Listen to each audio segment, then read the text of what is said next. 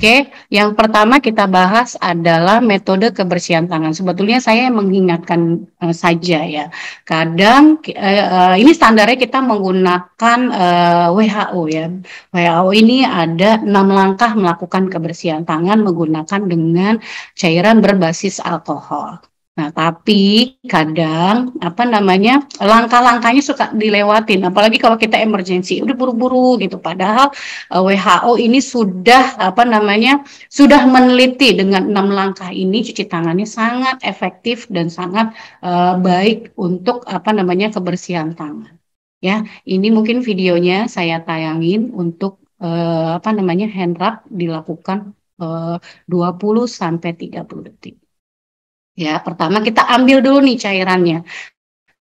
3-5 mili. Jadi nggak boleh nanggung-nanggung, kadang cuma sandulit ya. Akhirnya pada waktu di tahapan langkah keempat udah kering. Nah, itu makanya nggak efektif ya. Nanti kita ulangin ya. Ini kita selesaikan. Nah, ini ada 6 langkah.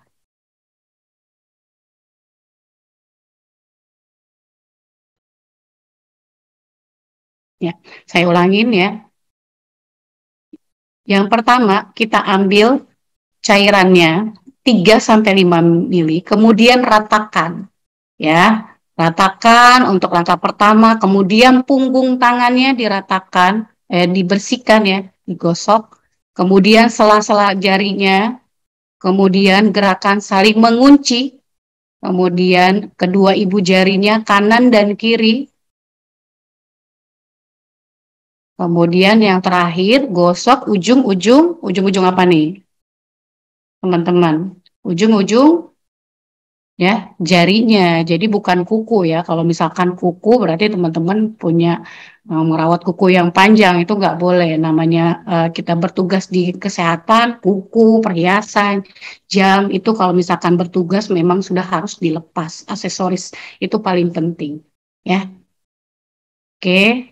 Kemudian kita lanjut untuk metode yang kedua adalah metode kebersihan tangan ya, kebersihan tangan dengan menggunakan air mengalir plus sabunnya, jangan lupa ya. Waktunya adalah 40 sampai 60 detik. Ini saya mengingatkan saja. Saya rasa teman-teman sudah jago sekali melakukan kebersihan tangan menggunakan tadi metode dengan menggunakan hand rub ataupun menggunakan hand wash ya. Ini metodenya, kita lihat videonya, jangan lupa. Yang pertama, kita basahi dulu nih tangannya. Kadang lupa ya. Ambil dulu sabunnya baru basahin. Ini basahin dulu baru ambil sabunnya, kemudian ratakan. Waktunya ingat 40 sampai 60 detik ya. Kalau di unit saya ini 6 sampai 7 kali ya digosok. Tapi kalau teman-teman hitungannya berbeda nggak masalah. Yang penting waktunya tercapai 40 sampai 60 detik. Nggak boleh kurang, nggak boleh lebih ya, karena harus biar efektif cuci tangannya ya. Langkahnya sama seperti tadi hand rub ya. Kemudian setelah itu kita lakukan pembilasan sampai benar-benar sabunnya itu terbilas dengan baik sampai bersih sekali ya. Nah, ini cara ngebilasnya gimana? Boleh nggak ikutin aturan lagi tuh, gosok-gosok lagi, diratakan, boleh aja. Jadi di WHO itu tidak menjelaskan bagaimana cara membilas. Tapi dia menerangkan, bilaslah tangan supaya sabunnya itu terbilas dengan baik atau bersih. Kemudian satu lagi nih, ambil tisunya cukup satu ya. Cukup satu ya, kadang nih suka lupa nih teman-teman ngambil tisu langsung berat 5 atau 10 ya kan. Taunya nanti yang dinas sore sama dinas malam airnya udah habis ya tisunya. Jadi airnya yang dinas malam, dinas sore cuci tangannya pada waktu air mengalir, ngebersihinnya pakai bajunya. Jadi akhirnya nggak efektif juga ya, kuman yang dari tadi tangannya udah bersih mepet ke baju ke pasien juga. Nah, itu perlu diperhatikan. Jadi tisu makanya ditulis cukup 1 lembar ya, 1 lembar karena ini penting banget ya. Tapi tergantung kualitas tisu ya. Kualitas tisunya kalau yang nomor 1 lembar cukup ya, cukup. Jadi ngambil dulu 1 lembar ya. Kalau misalkan memang masih belum kering ya baru ambil lagi gitu. Jadi jangan langsung banyak banget gitu. Jadi boros, akhirnya yang untuk yang berdinas malam sama sorenya nggak kebagian tisu. Ya itu harus diperhatikan juga ya tentang manajemen penggunaan tisu. Kemudian, nah sekarang kita beralih lagi ke penerapan kebersihan tangan. Ya, tadi udah tahu nih metodenya, atau kita ingetin nih metodenya ada 2 cara. Ya, jadi kalau nggak sempat melakukan kebersihan tangan dengan menggunakan air mengalir, kita bisa menggunakan dengan hand rub. Ya, kemudian ini ada penerapan kebersihan tangan tuh ada apa namanya? Ada 5 kesempatan. Ya mungkin teman-teman bisa lihat di apa namanya di lecture saya di sini. Yang pertama adalah sebelum kontak dengan pasien. Nah, saya pengen tanya nih sama teman-teman mungkin di chat ya. Untuk sebelum kontak dengan pasien, metode apa sih? Kan tadi ada 2 metode ya. Metodenya apa yang teman-teman pakai nih? Metode hand rub atau metode menggunakan air mengalir? Coba mungkin dicek, silakan.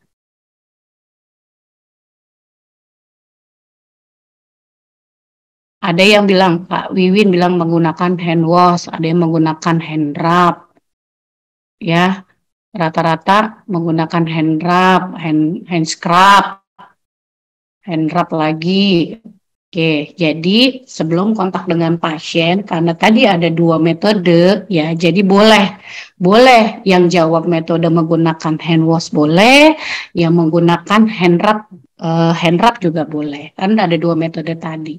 Tapi ingat, kalau merasa tangannya lengket atau lihat secara itu kok tangan kita kotor, ya pilihnya adalah menggunakan metode dengan air mengalir.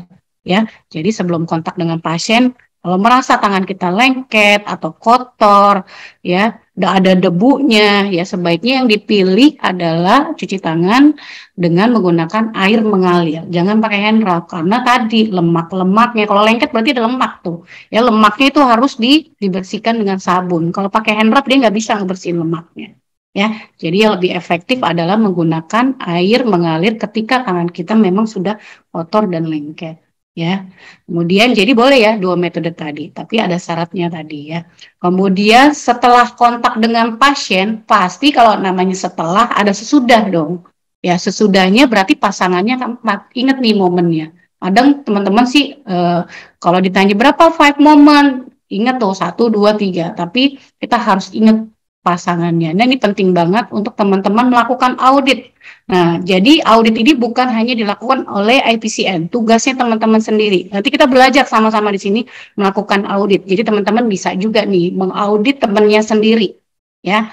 Kemudian ya kita lanjut ya. Jadi sebelum kontak dengan pasien, pasangannya adalah setelah kontak dengan pasien. Nomor 1, pasangannya keempat. Ingat ya, nomor 1, pasangannya keempat. Jadi sebelum kontak dengan pasien, pasangannya adalah sesudah kontak dengan pasien. Metode apa yang dipilih untuk melakukan hand hygiene? Tadi sama, ada 2 metode.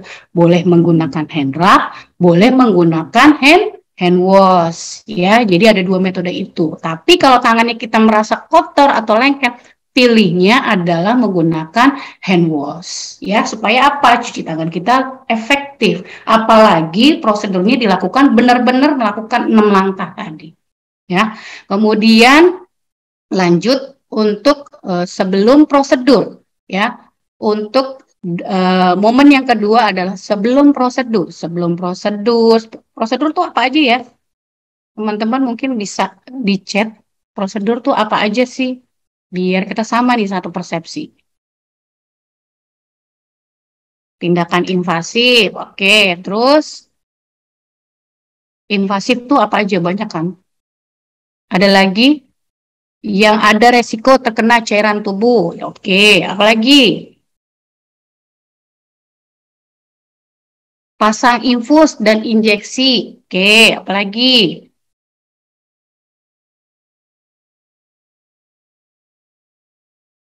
Ada lagi? Perawatan luka, transfusi, setting venti. Terus apalagi setting venti ada produk darah ya, ada mungkin cairan tubuh ya. Terus apa lagi? Setting CPAP, memberikan minum melalui OGT ya. Nah, ini merupakan tindakan-tindakan invasif. Intinya yang memang resiko terkena cairan tubuh, ya tadi pemasangan infus, pasang central line, pasang kateter, ya itu resiko terkena cairan tubuh atau perawatan luka. Nah, ini jangan lupa. Nah, ini penting banget kita melakukan kebersihan tangan, sebelum melakukan prosedur. Ya, kebersihan tangannya metodenya apa yang dipilih? Coba teman-teman, saya pengen tanya sama teman-teman.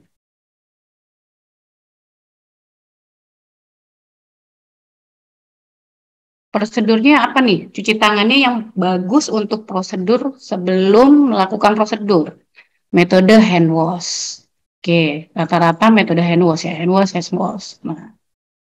Nah, kalau ditanya bener nih melakukan hand wash ya prosedurnya sebelum pasang infus, prosedurnya melakukan cuci tangan dengan hand wash, kemudian menggunakan sarung tangan ya. Saya rasa harusnya benar-benar dikerjain. Jangan sampai kita melakukan prosedur nih. Tadi seperti Bu Gorta bilang ya, mentang-mentang itu sarung tangannya steril, udahlah nggak perlu cuci tangan. Bayangkan kuman yang ada di tangan kita tuh tadi ya, kalau nggak cuci tangan itu ribuan koloni yang ada di tangan. Jadi kalau bisa sih kita tetap melakukan kebersihan tangan baru pakai sarung tangan ya. Jadi pilihan yang tepat adalah cuci tangannya dengan menggunakan hand wash ya.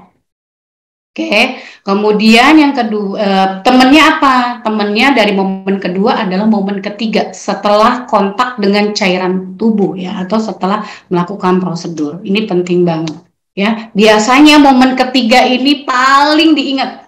Karena apa? Satu ya, tangannya ngerasa kotor, buka sarung tangan banyak apa serbuk-serbuknya, lengket, apa ketumpahan, misalkan ada cairan tubuh, pipis, kencingnya, nya pasien, biasanya lu jijik kan. Jadi akhirnya kita melakukan kebersihan tangan. Biasanya di momen itu, pada waktu saya mengaudit, biasanya di momen ketiga paling banyak yang patuh ya, gitu dibanding kedua. Ini momen kedua masih suka banyak yang belum patuh. Kemudian oke, untuk yang momen kelima adalah setelah kita dari lingkungan pasien. Lingkungan pasien apa aja sih? Misalkan contoh pegang status pasiennya, megang bed pasiennya, megang sharing pump pasiennya, megang ventilator pasiennya, atau di sekitar pasiennya. Ini kadang suka lupa nih. Suka lupa kita melakukan kebersihan tangan ya. Ini paling banget momen-momen yang kurang patuh ya, karena misalkan menganggap itu bukan pasiennya. Tapi ingat, ketika kita nggak melakukan kebersihan tangan dari lingkungan pasien ke pasien lainnya, nah itu kita mentransmisi kuman yang tadi di video tadi ke pasien, ke lingkungan pasien lainnya. Jadi ini penting banget kita melakukan cuci tangan setelah kontak dengan pasien.